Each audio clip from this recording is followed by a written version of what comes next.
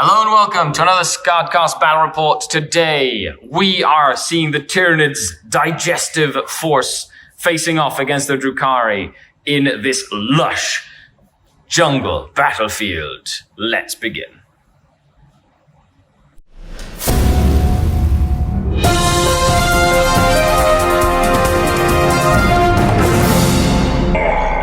The Dark King.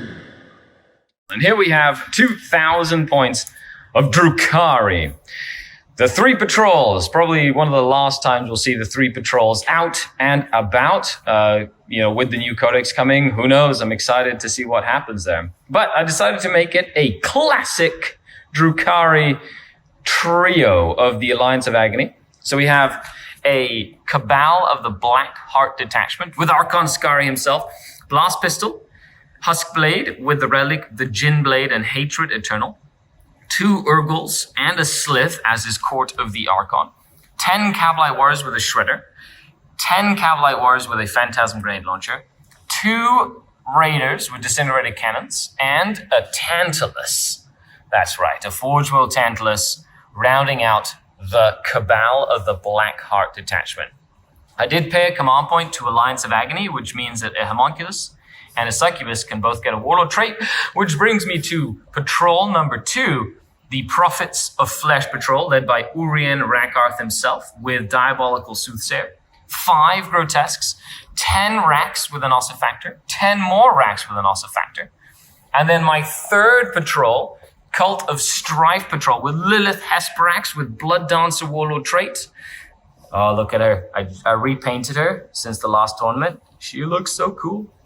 15 Witches with 2 Hydra Gauntlets, Chardonnay and Impaler, Blast Pistol, Power Sword, Phantasm Grenade Launcher on the Sergeant, a Beast Pack Master with an Agonizer, and 2 units of 4 Razorwing Flocks, and of course, 1 Razorwing Jet Fighter as well. And there you have it. That is 2,000 points.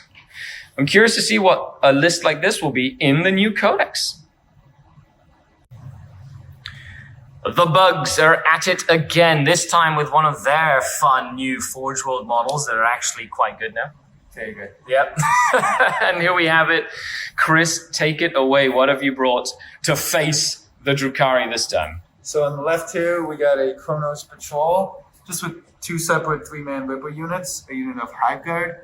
And then we have the Neurothrope that's going to know the 6's Explode Psychic Power. Yep. And then we have a Kraken Battalion with the Swarmlord knowing Paroxysm. And then I don't have a card for it, but the Psychic Power that makes them reroll charges. Yep. We got a Warlord with the Bootlord, which is 1 step ahead, so I get to fight first. And he also has the Relic for +1 to cast. And he has Catalyst. Mm-hmm. And then this is, I'm going to pay the 1 CP to get him the adaptation where he can heal 1 every time he kills a model in combat. So that's pretty good. To a maximum of 3, yep. Yeah, to a maximum of 3 per combat It's called Accelerated Digestion. So he could heal 6 a battle round. Yep, which is awesome. 6 units of 10 Gene Stealers. And because of points, that 1 Gene Stealer there has Flesh Hooks. And there you have it. 60 Gene Stealers, a Barbed Hierodule, Broodlord, Swarmlord, Neurothrope, 6 Rippers, and the Hive Guard. And there you have it. 2,000 points of Tyranids. Let's dive in to the mission and deployment. Today we're playing mission 12, Scorched Earth. So, long-wise deployments. 3 objectives up like this on the sides. As you can see, the middle is pretty much open like that. For secondaries, I picked Engage on all fronts because I have to get into the different sides. I picked Scramblers, which is a pretty standard, good tournament secondary. And I picked Abhor the Witch. He has the Broodlord, Swarmlord, and the Neurothrope. If I do kill him, I get 15 points. Probably the best secondary I could pick. I just have to make sure I get in and get stuck in to try kill those characters. He picked Linebreaker because he's a very aggressive army. He's going to try get in my face. He picked While We Stand, We Fight to try keep the Swarmlord, the Broodlord, and the Hierophant, the Sized Hierodule alive. And he also picked Scramblers because Scramblers is, once again, a very good secondary to take in tournament missions. So let's get into deployment.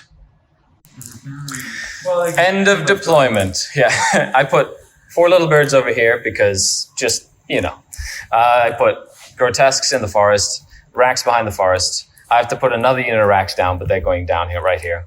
Because I completely forgot. 4 little birdies here, Archon Skari, Razorwing Jet Fighter, 10 Cavalry Warriors with a Shredder, 10 Cavalry Warriors with a Phantasm, 15 Witches and a Tantalus, Beastpack Monster, Urgol, Slith. Second Urgol is in Deep Strike. I paid a CP. Diabolical Soothsayer gave me 3 CP, so I started with 14. -1 for the Deep Strike. I have 13. And the Gene Stealers put the 2 units of Rippers in Deep Strike, and then he kind of hunched everybody behind this wall. He's got 40 Stealers back here. Swarm Lord, Neurothrope, Brood Lord, Hive Guard. Big barbed dude in the middle, and then 2 more Stealers over here. That's pretty straightforward. I think that's pretty straightforward. Yep. Yeah. The plan is to essentially not have them all die, and then rush up here, and then rush up. She gives us a nice, big line of sight blocker there too. Okay. Ready? Who chooses to go first or second? I will roll a 5. Ooh, I would like to go first, s'il vous plaît. And with that, we'll dive into turn number 1. End of the movement phase. I had the Coven contingent move up to face the Gene Stealers, because that's kind of what they do. They're a big flesh wall, creating a flesh wall. I love it. I'm probably going to soak up a lot of Hive Guard shots. Yeah. These little dudes did advance up, so they're getting me my engage on all fronts there. I've got them on engage on all fronts on this side, and then these birds moved up and got engaged on all fronts there. I did move up the Raiders and the characters to essentially, and of course the Slith, to shoot at the 20 Steelers that are over there, / maybe the Hierophant, or the Hierodule, sorry. And then the Tantalus with the Witches is just kind of sidestep there just to get in range of the Hierodule. Okay, so with that, we'll dive into the shooting phase. And Urgol back here has just put scramblers down in my zone. So let's dive into the shooting. End of shooting. The Tantalus got 11 hits on him and did 1 wound. And then he passed his 6-up armor save. So the Hierodule was fine. I was able to shoot and essentially kill 10 of the Gene Stealers on this side. And then the final shot was done by the Razewing. It is Cult of Strife. So after he killed him, I paid the 3 CP. He can fight again. I mean, shoot again, or fight again. But shoot again, and he shot and killed a couple of these Gene Stealers. There were 6 left. Yeah. And they failed morale. So now, so they failed morale. Just the one from failing morale round. He didn't take any attrition tests because he was a little too far away from Synapse. So I do get my engage. I get my first scramblers. All the Psychers are hiding over there, so I can't get any of them right now. And we're moving on to turn number 1 for the Tyranids. The Gene Stealers and other Tyranid monstrosities have moved up. These advanced quite a bit. They're just going to come up and kill those birds and take that objective, which makes sense. They've kept 20 Stealers back here with the Hive Guard. Neurothrope and Broodlord have moved up just to be able to smite over here. This unit of 10 has kind of moved up over here. And then this unit of 5 did advance and then double their advance with Kraken. He wants to try charging here, potentially contest that objective with OBSEC, because I don't have any OBSEC on there. And then the big guy has decided he wants to go up here and fight the flesh machines. Yeah. So that'll be entertaining. Okay, so with that, diving into Psychic and then shooting phase. But you can see here, he still has 2 Rippers in Deep Strike Reserve. And it's all about not overcommitting. He doesn't want to throw all of his army out there at once. So we'll see how that works. There are Gene Stealers everywhere. So that unit charged into the birds, killed it, and then overran to put 5 models over here to contest that objective. That was a good play there. The Hierodule charged in, killed 2 of the racks, and then took 1 wound in return. He has to be wounded to heal because it's when he attacks, so he is wounded. And then these 5 Stealers killed 2 birds, which gave them enough space to get onto the objective to contest it. And then the 2 birds ran away. I failed morale, and then and then the last one fell. But the birds have done their job, which is that first turn. Yeah. And against an army that has a lot of mortals, they're great for mortal wound screening because there's 20 wounds or 16 wounds in each one. Yeah. Okay. The Hive Guard did double shoot and killed 1 grotesque. and put 3 wounds on another. I got really lucky there. And with that, we're diving into turn number 2 for the Drukhari. I only get 5 primary points though. And Chris did get his Scramblers, which was one of the unit of Stealers in his zone. So in my turn, let's move. I think one of my biggest targets is to kill these 2 units of Stealers and that one there to just prevent any primary points for the Tyranids. And then we'll see if that is possible.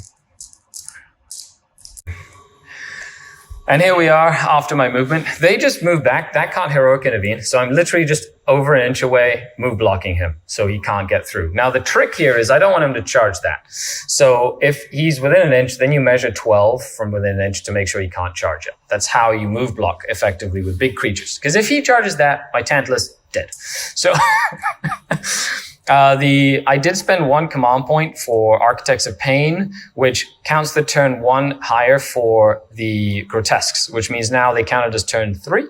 So they are hitting on 2s in combat now. I'm essentially just trying to guarantee that these Gene Stealers go down. And then Urian Rakarth healed a Grotesque for D3 wounds, and I got 3 back, so he's up to full health again. This unit of Cabalites moved back here. Archon Skari did get up to shoot his pistol at the... I might as well try and focus as much as I can on that if I can.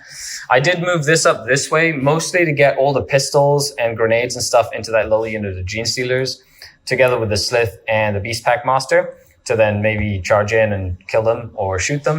And then I've got the 2 Raiders with Cavalite Warriors on objectives. This Raised Wing Jet Fighter did move up this way with its guns ready. And the Urgol came in. He's in that table quarter from my engage, and he's in his deployment zone to get Scramblers. So I'm getting Scramblers in his zone to get it out of the way and also get my engage on all fronts, even if I don't get into like that area of the table. So with that, we're moving into my shooting phase. End of the turn. So I was able to shoot the pistol from Archon Skari, did nothing. But I did shoot the Tantalus, some of the rifles, and the Raised Wing Jet Fighter that killed off these Stealers or finished them off, and then was able to shoot twice and shot into them and killed the 2 Stealers that were left there. So that Raised Wing actually coming in clutch with the double shoot, which is pretty cool. You just have to set it up. So I had to shoot a lot into that unit, bring it down to a few models, then shoot the Raised Wing to make sure it was dead, then shoot again with the Raised Wing to double up basically. But 3 command points is expensive, but that's okay. I like it. So that's down to 5 wounds remaining. I was able to kill this unit of Stealers with just the Grotesques. So I spent the 2 CP to reroll wounds, and they just killed the Grotesques, as well as them kill them. So I was able to stop the Stealers from getting primary points this turn. As we move into turn number 2, the Stealers just getting mulched piecemeal by the Drukhari this game. The Tyranids thinking outside the box here. He's going to stay still, Flamer, and then charging to heal up, basically. This unit of Stealers has moved up to deploy Scramblers in No Man's Land. The Neurothrope has moved up to take that, or to get onto that objective, while Swarm Mode has gone out to that objective. Broodlord stayed back, as well as the Hive Guard. That unit did double their advance move, so they moved 12 plus another 4 inches, so 16 inches. For a CP, the aim is to potentially move them with the Swarm Lord up and then get the unit of Cavalite Warriors out of that Raider and then charge in and do some havoc, potentially contesting 2 objectives here, things like that, just trying to stop me from scoring that primary point. So with that, we're diving into the Psychic phase. So halfway through the turn here, he did smite one of the Grotesques to death with some multiple mortal wounds. He did bring them down here to get line breakers, so that's something that he did. And in shooting, the Hive Guard did just one-shot the Raider, did 10 wounds, so it was 10 damage. I failed every Feel No Pain. However, all 10 of the Cavalite Warriors got out, and I got them out so that the big dude with the Flamer couldn't just see them. But of course, he's probably just going to double move them up and then charge into here and potentially just mess up my objectives over here. So we'll see what happens with that. But I have faith in my Cavalite Warriors. And there we have it. End of Tyranid turn 2. Line breaker for 4 points. While we stand, we fight. He's still at 15 there. Because he hasn't died. He did kill 1 in shooting and then 3 in combat, which means he did heal 3 wounds, but then I did 1 wound. So he's up to 7 wounds now. These Gene Stealers did charge in and murder every single one of these Cavalites. I did Overwatch because I was like, I might kill a few. He passed some saves, so I only killed 1 in Overwatch. But he did overrun, didn't get high enough to get on that objective, but he did stop me from scoring more, which means we go down to I only scored 10 primary points. So he's basically, trying to stop the hemorrhaging of points here. So with that, we're going to dive into Drukhari turn 3. My Urgle stayed alive this whole turn, so that's going to be exciting there. And then we'll move on to see what happens with the Drukhari. And here we are after my movement phase. The Grotesques have just moved up. They're contesting that objective, and they're probably just going to charge into the Neurothrope.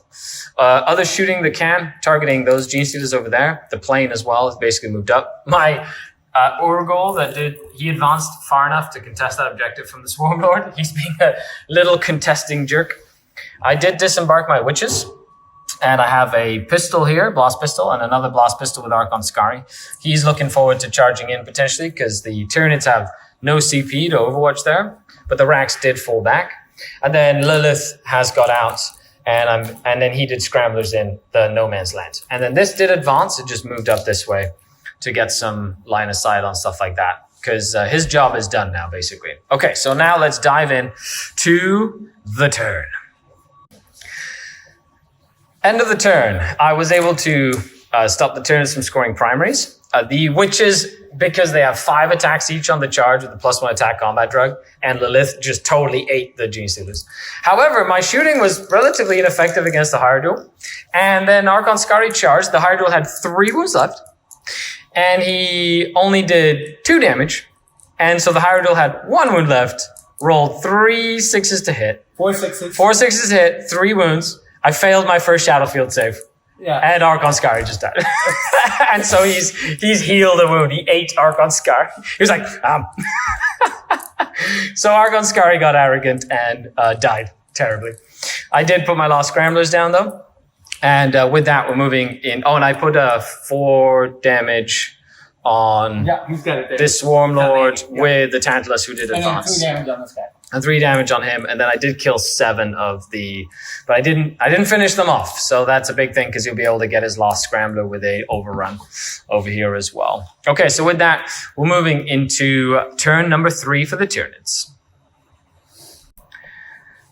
Turn 3 movement for the Tyranids. So they stayed put. They're going to get Linebreaker. They overran, lost 1 model, but because it's not an advance, it's just 2 times, like move twice, basically. He can do that and still put Scramblers in my zone. So he's going to get his 10 points for Scramblers. The Hierodule that's still alive is moving up. Essentially, Hiveguard are probably going to kill this, and then he's going to charge in and eat some to heal. Like that's the plan there. While the Broodlord, the Neurothrope are ready to put some psychic mortal wounds on the Grotesques, and the Swarmlord is moving out that way. Seems like he has a target. I would assume.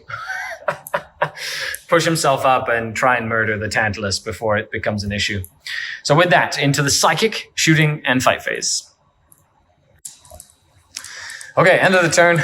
That Raider survived with 1 wound remaining. Crazy! All the Hiveguard shot, and then he flamed it and only did 2 damage when he had 3 wounds left. No! So then he charged in, tried to kill the tank, failed, did kill one of the Rax because now he's hitting on 5s. So he did heal 8 wounds. He's up to 3. He's definitely been more annoying than I originally thought he would be. Yeah, I wish I had 2 of them. Yeah, it's really cool. I love that. That's really cool. I personally would have gone with the 5-up Imble, and then count as double wounds for the damage or whatever. I like that one for monsters, but healing is pretty decent too. Then you have the Swarmy coming up, attacking, doing 9 damage to the Tantalus. Basically, and then taking 0 in return, right? Yeah. But he did Perils and took 1 wound from Perils. Yeah, because I counted 1. Correct, because he has Catalyst. The only on time right I now. did 2 on a mortal wounds. Correct. Every other mortal wound other than 1 time, he's rolled like 1 single mortal wound. So with that, we're moving in. I do find and I did kill the Neurothrope because I did 2 armor saves and he failed both 3-up saves. And Let's just say did 0 wounds. 0 wounds with rerolls on that Grotesque. Because apparently this Grotesque they're crazy. So let's just say that the dice have not been kind to the Tyranids whatsoever. Now I do get my 15 points this time. So with that, we move into turn number 4. Turn 4 movement. The Rax and Urian have moved up this way. These Rax have fallen back to stay on that objective. This tank just kind of moved that way to kind of move block a little bit while all of these Cabalites moved up. I put the Shredder in terrain here so he doesn't suffer the -1 to shoot. And the plane has moved up this way, as well as the Tantalus stayed in terrain. All the witches moved up. Lilith is ready to fight the Swarmlord. I'm really excited about that fight right now. Because Lilith is awesome. I love Lilith. She's great. Yes, right. Yeah, you know, she's just going to have she has a, yeah, somebody has to. It might as well be the Swarmlord. Okay. So with that, let's dive into the shooting phase. End of the turn. I was able to take down the higher duel with the Razorwing. Finally did all the shots. Sorry, he should be pointed a little bit more this way like that. Lilith Hesprax did kill the Swarmlord, barely, but she did do it by herself because reroll hits and wounds against characters makes her quite killy. Just volume. She did like 15 hits or something with 6 attacks because of the exploding 5s and 6s. And then the witches moved up their 6th for turn 5, just being annoying. And then the Rax and the Grotesques put 3 wounds on the Broodlord, so he has 2 left. However, Broodlord failed to kill the Grotesque that is now T6 thanks to Ori and Rakarth nearby. And I did kill the G-Sealers with some shooting, so that's good. However, he is going to get his line breaker at the end there. But he's not really going to be able to get any primary points. So we'll be back. Okay, quick recap of turn 4. He did split his Hive Guard fire and fell back with the Broodlord to try to keep him alive for while we stand, we fight. He did kill that, tried to do some damage to Uri and only put 1 damage. And then the Urgle passed his save, which was great. So the Urgle was fine too. He's invincible. That one Grotesque took 2. Use him every game. 2 whole Hive Guards, he didn't die. 4 up Bimble, baby. Yeah. Okay, so with that, I get another 15 points, and it is my last turn. I did save my CB from last turn, just in case it was close, because I was going to recycle all these racks. They're going to come back as a 10-man unit, and essentially come back like, you know, over here somewhere or something. But, yep, other than that, can I kill that Broodlord? Because that's my last while we stand, we fight point, so we'll see. Okay, so movement phase for the Drukhari. He advanced basically 20, actually he doesn't move that long anymore. Hold on 1 second. He's going to be a little bit further back. Essentially he's advancing, going to be shooting at the Ripper Swarms. The Succubus Lilith and the big unit witches moved up. Lilith did advance because she can't make it in combat. Rax and Grotesque moved up. Urian just stayed there basically. And then these all moved into the forest so they can ignore the -1 to hit.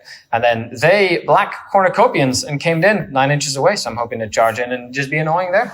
While the Urgle is on that objective, the Slith is on that one, the Beastmaster is on that one over there. And I've been able to just do this over here. That I like. 24-inch movement with an advance. Pretty good for a Tantalus. Let's dive into the shooting phase and then see if I can kill that Hive Guard. Broodlord. And that's the end of turn 5, and we're going to call it there, folks. Shooting from the Tantalus, the Cabalite Warriors, and then a long 11-inch charge. They made it into both units, killed all the Ripper Swarms. And then the Broodlord got killed by the charge of the Rex and the Grotesque, and they just piled into the Hive Guard, who didn't do anything in return. Which means that at the end, no primary points, and of course he can't shoot because he is locked in combat. So with that, it is a Drukhari victory, and the Tyranids infestation has been dealt with in the jungle. So now we can go and destroy all the humans on this planet ourselves. Awesome. Thanks for the game, Chris. I know you've been trying out some fun stuff, because, you're just like a different concept list. Seemed like there's a few tweaks you want to make to the list. But overall, what was the idea of the list itself? Basically to just stay hidden with Gene Stealers with the Hive Guard so that you can never approach the Hive Guard. Yeah. And then just use the Swarmlord to just keep throwing out Gene Stealers to block your main objective. It worked for the first 2 turns pretty well, but they're way overcosted for how survivable they are because you were just easily taking them off the table. Yeah. So by turn 3, I had nothing left to control. None of the objectives. Yeah, none of the OBSEC stuff. I feel my MVPs were definitely the witches. They always do really well. The Tantalus was good, and then that plane surprised me. That plane I think did well, and then of course the Grotesque that survived way much longer than they should have. Yeah, I'm really proud with the Scythe and Heal duel. He did great. Because he healed 7 wounds in total? So 7 or 8 wounds in the game. He didn't do much killing, but he took a lot of shots and stuff like that. Yeah. So my next list is definitely probably gonna have 2 of them that heal. Like it, just to put a lot of pressure. I really like the flamer though, because you can give it the +1 damage. Yeah. It didn't do anything to my plane, but it had a lot of potential to do a lot of damage. It could have randomly just one-shot it. Yeah, because it's 3d6 strength 6 at -2, and then with the stratagem for extra damage is 2 damage each. That's a big deal, especially against Marines and things like that. Yeah, like it's huge. The main thing is, like, I've had a couple games where somebody goes to charge them in Overwatch. Yep. And I literally just kill the whole unit. Because, they're just charging with, like, a group of 5 Marines or something like that. Yep. Or something weak just to bad touch it. And it works out great. Or I do enough damage so I just simply kill them in combat. Yeah, so the final score was 95-22, which was definitely a big slobber knocker there. I cannot wait for the new Drukhari Codex. And of course, we're playing here at the Lab in Barrie, Ontario, Canada. Really cool tables and terrain. Chris, you have some stuff going on as well as being a part of the 40k League, Ontario League. Like, people are going to be able to play here and stuff. Yes, so, I did sign up for that. Very cool. And we will always have tables that are open for League play. Yeah, of course, COVID restrictions and stuff in place. So make sure you stay tuned for that. 10 people. Correct. Right now. It starts in February? The league starts in February. So there's a lot of time left so let's for that. hope that by February it's getting better. We're all keeping optimistic about that sort of stuff. Yeah. But thanks a lot for tuning in. I hope you enjoyed it. It was a little one-sided, but I do hope you took some notes while we were playing of some of the cool little tricks and tips that we were both trying to use. Although it seems like one little G-Sealer got away over here. Really cool looking terrain made by... Oh, what's that? Oh. Made by Gary. There you go. You can check him out. You can email him. He does 2-order tables. I got him to make me a table, which is a jungle table. So I can't wait to show that off because it'll be really cool. So make sure you check him out. And there you go. That's really cool looking terrain. Thank you so much for tuning in. You can get the objectives on the links down below. Huge shout out to all the channel Patreons without whom I couldn't do this. So thank you very much. If you like, share, subscribe. I'll be back in the next video. This has been Skari, your grateful host, signing out from the lab. The Dark Kin. I'm so happy the Tantalus is better now. Yay!